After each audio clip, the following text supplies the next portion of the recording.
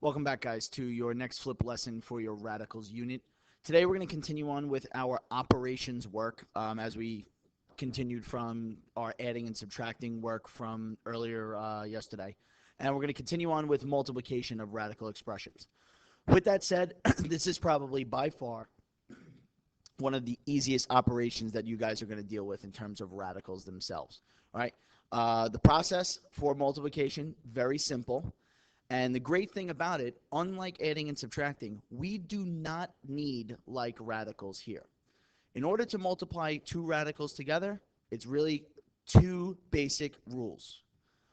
Multiply coefficients together, multiply radicands together, and then simplify whatever's left. So really, there's no simplification until the end. Your final answer is what's going to get reduced down like we've been working on the past couple days. But as far as multiplication rules, the process is very simple. Coefficients to coefficients, radicands to radicands, clean up your final answer. So with that, just like in regular multiplication, we can actually see monomial multiplication, distribution, and double distribution. And basically, I'll give you one example of each type to give you the general idea of how to multiply radicals. So starting here with number one, we have monomial to monomial, single term to single term. So just as our kind of process stated, as we reviewed, we're going to multiply coefficient to coefficient. We are then going to multiply radicand to radicand. And in this case, we're going to then look to break down that radical and clean it up for its final answer.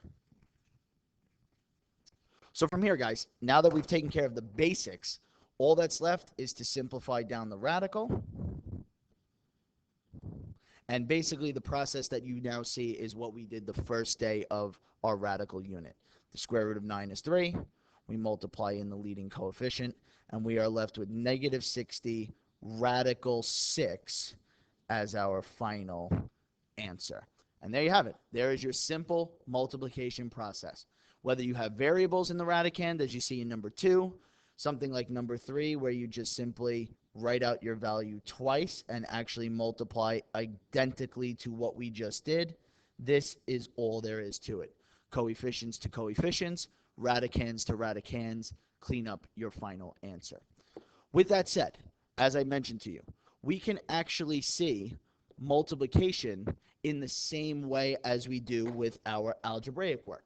For instance, we can have regular single distribution, or we can have double distribution examples as we've seen before.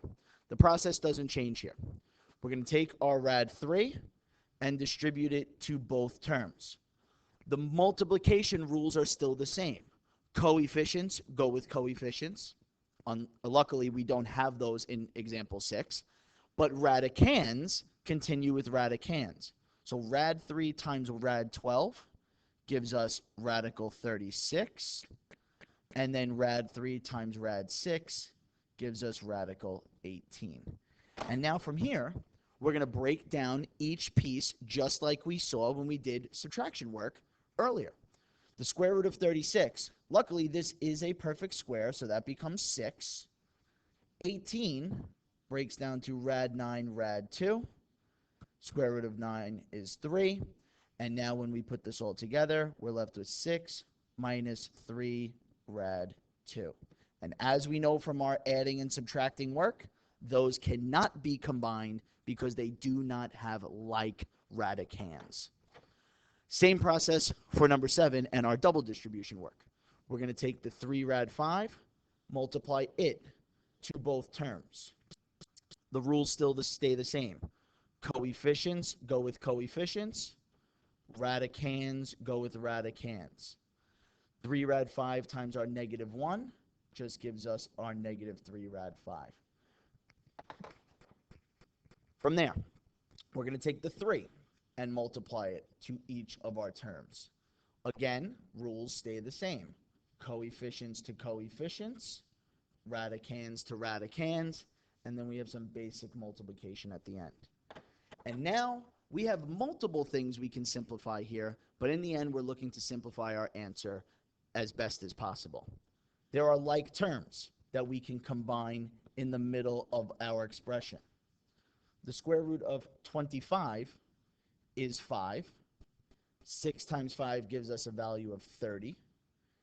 And now from here, we just combine our last two like terms, and we have our final simplified answer. And there you have it, guys. That's all there is to multiplication of radicals. If you keep the process simple, multiply coefficients to coefficients, radicands to radicands, and simplify, you'll get this every time. And just remember that you can have simple monomial multiplication, as we've seen in algebra. You can have simple distribution multiplication, and we can have simple double distribution multiplication. All these processes are the same as what you've done in algebra. Now it's time to apply them to your radicals. Have a great night. I'll see you guys tomorrow.